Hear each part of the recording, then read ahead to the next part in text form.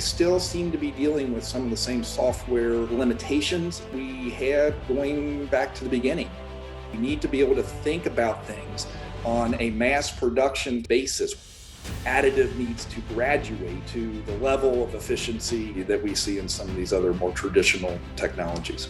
The future of additive is production. HP has decades of experience automating the commercial printing industry from business cards to books.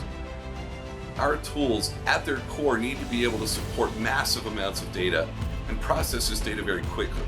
This is why HP's collaboration with Dyndrite is so important.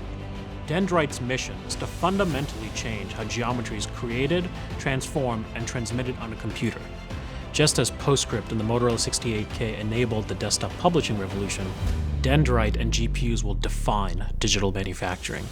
Imagine the wonderful things that people will create, the lives that will be improved, and where humanity will go as a result of this. That is the promise of additive manufacturing.